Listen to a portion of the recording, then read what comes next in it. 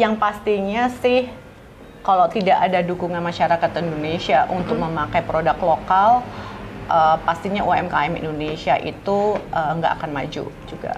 Ya, jadi kalau ada support dari masyarakat Indonesia untuk lebih mencintai produk Indonesia atau bangga buatan Indonesia, itu pastinya kalau mereka mensupport UMKM Indonesia pasti akan lebih bisa berkreasi, berinovatif.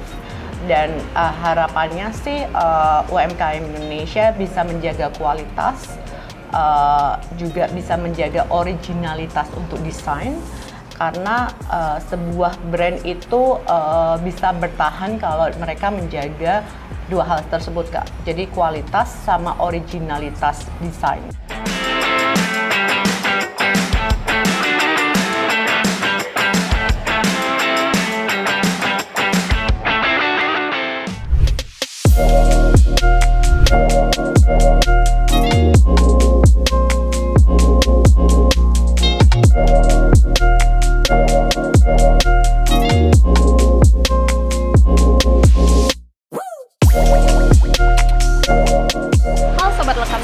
Kembali lagi di program Mekat, kenal sosok lebih dekat bersama saya Gracia. Nah, pada kesempatan kali ini kita akan ngobrol-ngobrol nih sama sosok di balik suksesnya Shirosima Indonesia. Penasaran kan? Yuk ikutan terus.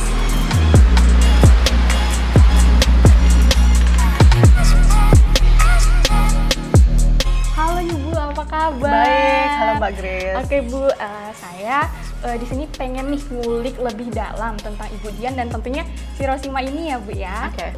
Sebelum saya kulik lebih dalam nih tentang Shirosima dan tentunya Ibu sendiri, saya tuh pengen membahas nih soal nama Ibu yang unik dan menarik ya Bu. Nama panjang Ibu kan Dian Nutri Justisia Sirokat. Oke, mungkin Ibu bisa jelaskan sedikit nih, apa sih arti dari nama panjang Ibu ini? Oke. Dian itu artinya sinar. Kalau Nutri diambil dari nama orang tua saya, Nunuk dan Patrick. Justisia, kebetulan ayah saya seorang pengacara, dari kata bahasa Inggris justice. Kemudian Sirokat itu sebenarnya dari terminologi gynecology. Dia itu pemberian dari dokter kandungan yang membantu melahirkan persalinan ibu saya seperti itu. Oke, berarti selain nama yang menarik dan unik ya Bu, berarti nama ini juga mengandung banyak makna gitu. Oke, saya mau bahas lagi nih Bu, soal masa kecil Ibu mungkin ya. Yep. Nah, Ibu tuh dari kecil, dari lahir sampai besar, apakah memang sudah menetap di Jogja ini atau sempat berpindah-pindah? Oke. Saya memang asli original dari Yogyakarta. SD, SMP saya kebetulan di Jogja. Tapi kebetulan SMA saya pindah ke Australia dan saya mengerjakan high school itu di Brisbane di Australia gitu. Kemudian dari Brisbane saya 3 tahun saya berpindah ke Sydney. Saya mengambil Bachelor of Food Science Technology di UNSW, University of New South Wales di Australia. Seperti itu. Oke, berarti memang sempat berpindah-pindah ya Bu? Iya. Kalau boleh tahu nih, Ibu Dian ini anak keberapa dan berapa bersaudara ya Bu ya? Kebetulan keluarga saya itu besar banget, kita ada ber-8. Saya anak kelima dari 8 bersaudara. Oh, anak kelima dari 8 bersaudara. Iya. Oke Bu, mungkin saya bakalan bahas lebih lanjut nih soal Shirosima juga nih. Mungkin kita bisa sambil jalan-jalan mungkin Bu. Boleh, yuk. Yuk.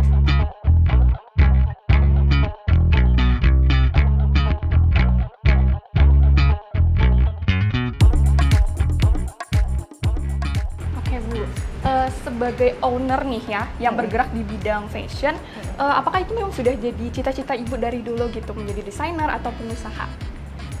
Enggak juga sih, soalnya sesudah saya mengenyam edukasi di Australia, saya kebetulan kerja di Singapura selama 8 tahun.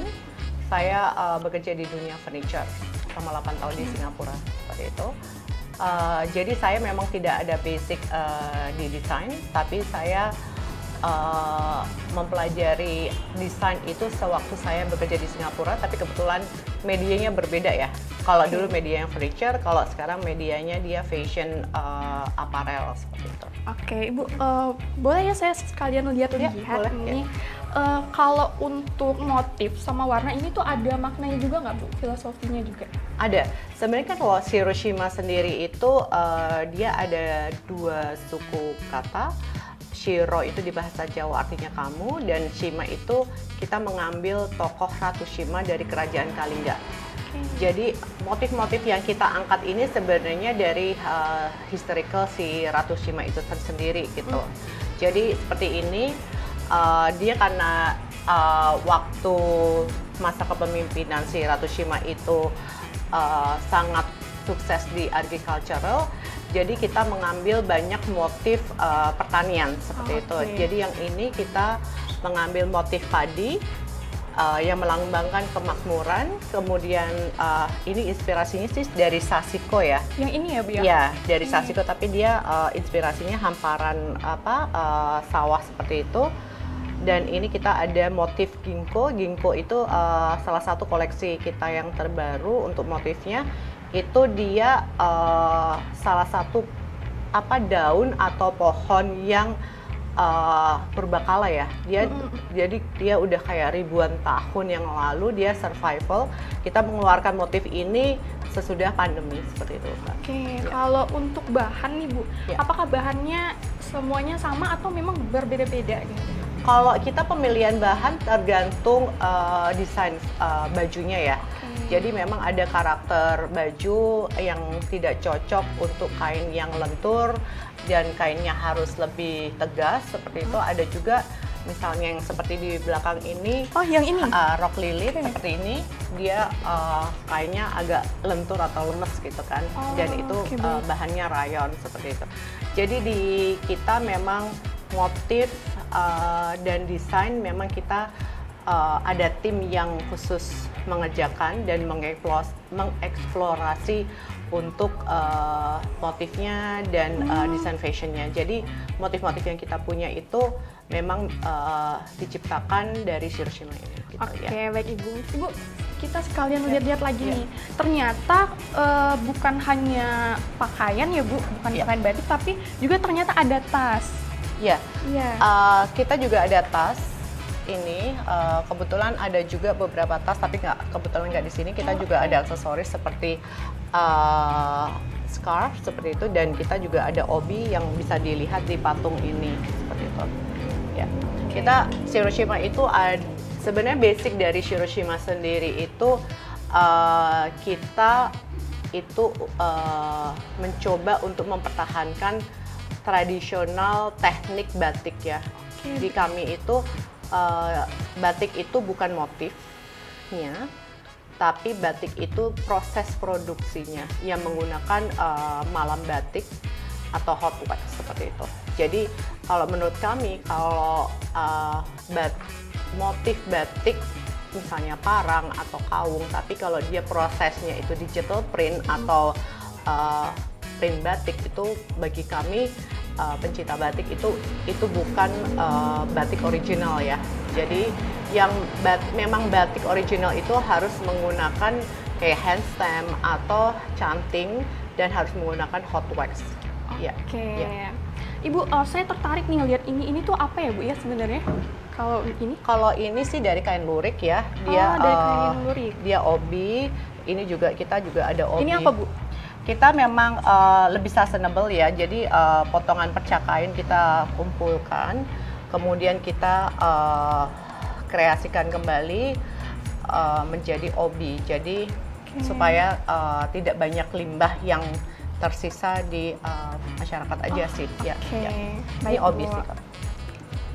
Kalau untuk produksi ini, Ibu kan sebagai owner dari Hiroshima sendiri, apakah Ibu terjun langsung nih dalam pemilihan bahan atau misalnya desain tadi gimana Bu? Kalau desain memang kita kan ada tim, ya kita ada tim. Juga saya involve untuk konsep desain, untuk pemilihan bahan, untuk pada awalnya untuk memilih bahan apakah bahan putihan itu cocok atau tidak, atau dia kualitasnya bagus atau tidak. Saya ikut ya. Oke. Ibu dalam memulai usaha ini, kalau boleh tahu Shirosima udah didirikan sejak kapan ya Bu ya? Agustus 2019. 2019, Iya. Oke, udah cukup lama juga sih Bu ya. Iya. Nah, tentunya dalam membangun bisnis ini nggak yang mulus aja sampai bisa di titik ini ya Bu ya. Kalau dari Ibu sendiri apa sih struggle gitu yang pernah dialami hingga akhirnya bisa sampai di titik ini gitu? Bahkan store-nya bukan hanya di Indonesia saja, tapi juga ada di luar negeri ya Bu ya, Iya. di Malaysia. Kebetulan brand kami itu launching Agustus 2019 ya, itu 6 bulan sebelum pandemi datang ke Indonesia gitu Wah, ya. oke. Jadi memang Agustus 2019 itu kita launching, September kita sudah ada invitasi untuk pameran di Osaka di Jepang. Jepang, Ya, oke. kemudian Oktober kita ada pameran di Jakarta, di Inacraft Jakarta. Nah, dari situ kita mendapat kepercayaan 5 store di Jakarta untuk mendisplay barang kami atau menjual barang kami di department store tersebut. Tapi sayangnya bulan April itu pandemi. Jadi memang bisnis plan yang kita punya itu awalnya kita ingin menjual barang itu secara retail di offline store, tapi kemudian karena itu pandemi dan kita harus merubah langsung strategi penjualan barang menjadi online store seperti itu. Oh, oke, berarti kalau pas online tuh gimana Bu? Apakah pendapatannya lebih atau gimana? Oke, itu kan memang masa transisi itu nggak mudah ya, Iya pasti. Mbak Grace ya. Masa transisi itu nggak mudah karena tim kami udah terbiasa untuk melakukan penjualan itu secara retail.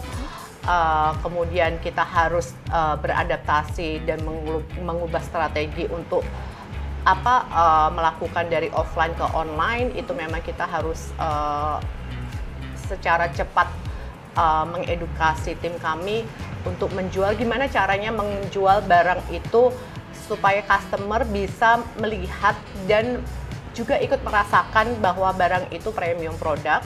Jadi kita melakukan banyak hal, misalnya one on one pembelian barang secara online. Jadi kita memang membuat janji ke customer kapan dia ada waktu untuk bertemu kita secara online, dan kita memang touring di store kami, dan ada ASPG kami juga ikut membawakan atau memakai baju-baju tersebut supaya customer itu bisa melihat, oh ini barangnya ini, karena Shirosima ini banyak banget yang dia tuh ada tali menalinya gitu kan, jadi harus memang dipakai atau harus memang dicoba untuk dia bisa imagine untuk mereka bisa memakai barang tersebut seperti itu.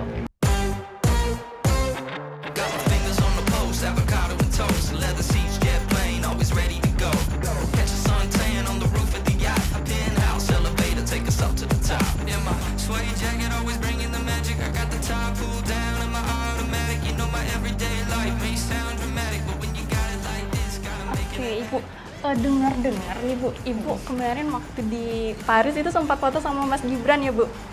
Mungkin bisa ceritain soal momen itu Bu? Bukan foto sama Mas Gibran ya, kebetulan produk kami itu awalnya salah satu finalis untuk apresiasi kreasi Indonesia dari Kemenparekraf. Saya kebetulan foto dengan Mas Gibran itu di Solo. Oh, di Solo. Iya, Oke. jadi saya, Mas Gibran sama Pak Sandiaga Uno, kita bertemu di kebetulan di Colomadu, di Museum Yes. Colomadu, di acara apresiasi kreasi Indonesia. Dari situ Pak Gibran ini mempunyai program untuk membawa UMKM dari Indonesia, especially dari Solo, untuk dibawa dan produk tersebut didisplay di Paris seperti itu. Wah, luar biasa ya Bu ya. Oke Bu, dalam mendirikan Shirosima ini tentu kan nggak terlepas dari yang namanya sosok inspirasi. Nah, kalau dari Ibu Dian sendiri nih, ada nggak sih Bu sosok inspirasi dalam bisa bilang untuk Ibu memotivasi diri dalam menangani usaha ini gitu? Oh, ada banget sih ya gitu kan. memang sedikit story aja ya. Waktu saya SMA di Australia itu, saya kebetulan mengenyam 6 bulan. Kemudian ada Krismon. Orang tua saya itu menginginkan saya balik ke Indonesia. Oke. Tapi pada saat itu saya berpikir, oh, aku sudah sampai sini nih gitu kan, aku nggak mau pulang ke Indonesia. Kemudian kebetulan nenek saya, ibu saya itu juga pembatik. Oh, Ya, pembatik. ya. Oke. Dan kebetulan saya waktu itu belum cukup umur untuk bisa bekerja di fast food chain seperti McDonald, Hungry Jack atau Burger King. Kemudian ibu saya mengirim saya 2 karung besar, isinya adalah kain batik. Kain batik Iya. ya, Bu. Sempat waktu itu Itu saya mau untuk apa, Ibu? Iya, sempat saya kayak apa ya, nangis berpikiran ini untuk apa nih ya gitu Iya. kan. Tapi ternyata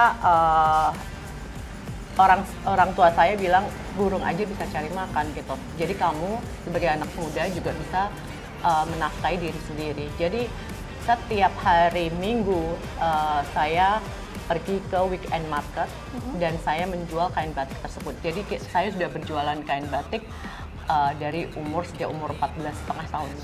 Oke, dan tadi mendengar bahwa ternyata Ibu memang punya latar belakang dari orang tua yang memang sudah berbisnis batik juga ya, Bu ya? Iya.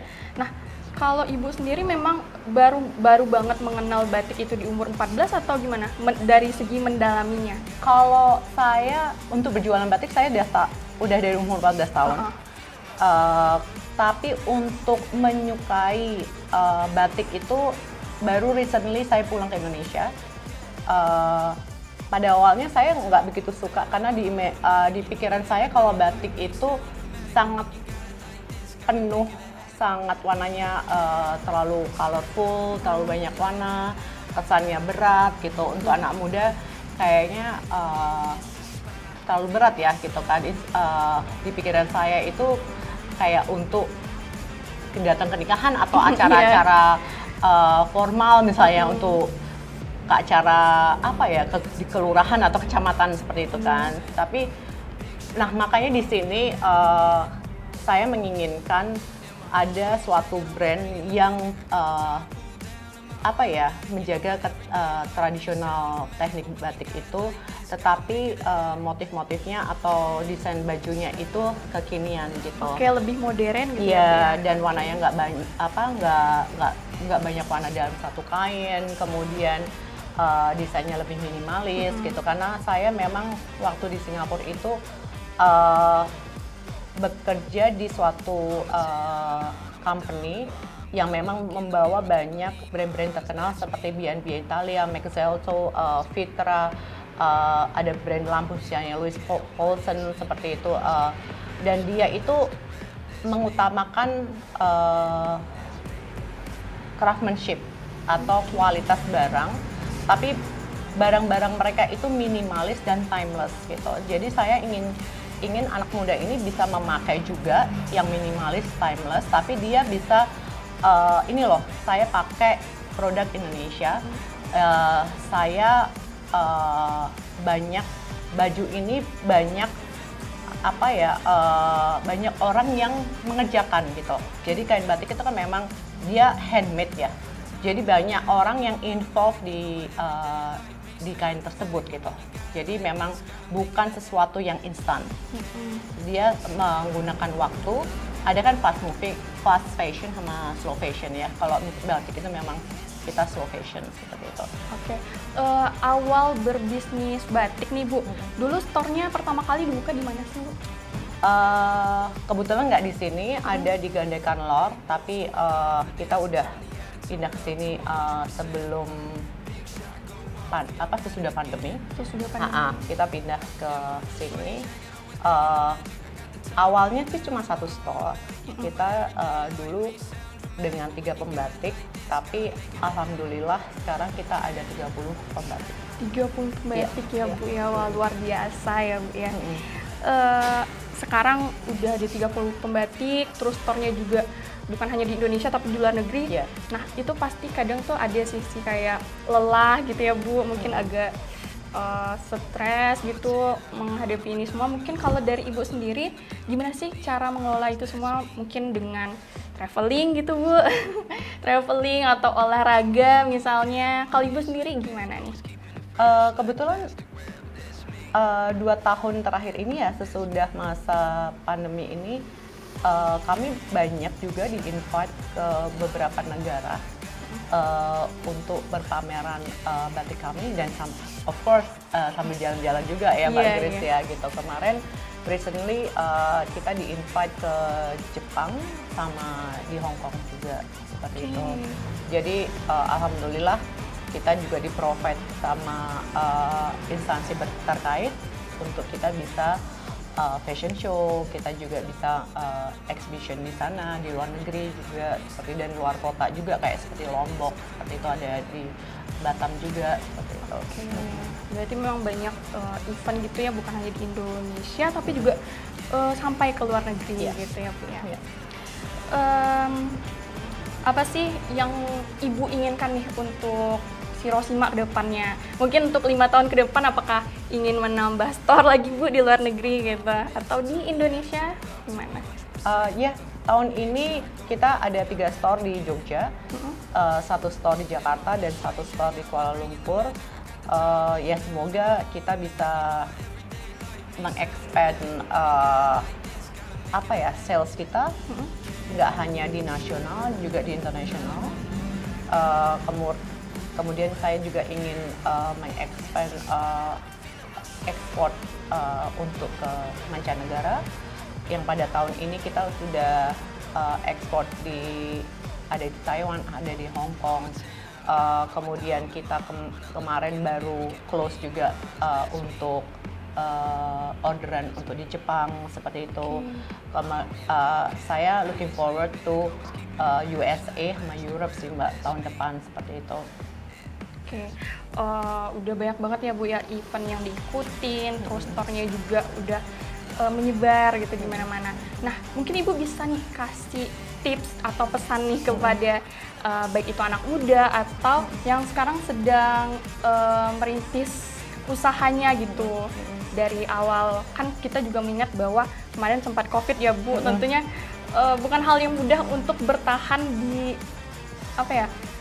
era sekarang gitu, apalagi kemarin sempat ada transisi antara jualan offline terus pindah nih harus ke online gitu. Yang pastinya sih, kalau tidak ada dukungan masyarakat Indonesia untuk memakai produk lokal, pastinya UMKM Indonesia itu nggak akan maju juga. Ya, jadi kalau ada support dari masyarakat Indonesia untuk lebih mencintai produk Indonesia atau bangga buatan Indonesia, itu pastinya kalau mereka mensupport UMKM Indonesia pasti akan lebih bisa berkreasi, berinovatif. Dan harapannya sih UMKM Indonesia bisa menjaga kualitas, juga bisa menjaga originalitas untuk desain, karena sebuah brand itu bisa bertahan kalau mereka menjaga 2 hal tersebut Kak. Jadi kualitas sama originalitas desain. Jadi kalau brand itu tidak ada identitas atau brand DNA itu menurut saya kurang bisa survive, seperti itu. Jadi tidak ada ciri khas dari brand tersebut, seperti itu. Menurut saya sih itu sih. Jadi untuk itu juga harus konsisten. Konsisten? Ya, jadi kita memang harus konsisten, kita harus fokus, dan seperti yang saya udah bilang, mungkin bisnis plan 5 tahun ya, tapi kita nggak tahu nih dunia seperti apa kan. Kemarin kita fine-fine aja, terus kemudian ada pandemi kayak gitu kan. Jadi kita memang harus bisa lebih fleksibel untuk mengambil decision untuk gimana sih inilah kan, kita kan nggak bisa berdiri sendiri ya, kita berdiri di dunia, dan dunia itu maunya apa, kita kan juga harus merasakan itu gitu, dan kita harus melihat marketnya itu juga seperti apa gitu. Jadi target market Mbak Grace, jadi target market kalau misalnya produk ini tidak cocok untuk misalnya benua A, ya jangan dipaksakan, kita fokus aja di benua yang lain yang lebih cocok untuk target market tersebut, seperti itu. Jadi untuk teman-teman atau para UMKM Indonesia memang harus tahu sih itu target market yang kita tuju tuh apa gitu. Jadi lebih bisa terfokus, lebih bisa terbidik langsung ya kalau menurut saya. Oke, terima kasih banyak baik. Ibu. Kita Terima udah kasih, banyak-banyak Mbak Grace. Ya. berbincang dan ini tentunya diharapkan bisa menginspirasi juga banyak teman-teman semuanya ya, apalagi yang sekarang sedang merintis usahanya dari awal dan tentunya harapan kedepannya semoga lebih banyak anak muda yang aware gitu ya terhadap bisnis gini. Dan tentunya dalam dunia batik ya diharapkan juga anak muda tuh bisa cinta produk lokal gitu ya Bu. Ya, banyak banget produk lokal itu yang kualitasnya nggak kalah dengan produk-produk dari luar negeri yang ada di Indonesia seperti itu ya. Oke, terima kasih banyak Ibu. Terima kasih Mbak Grace untuk waktunya. Nah, itu dia obrolan kita bersama Ibu Dian selaku owner dari Shirosima Indonesia. Jangan lupa saksikan lekat di episode selanjutnya di suara.com. Sampai jumpa!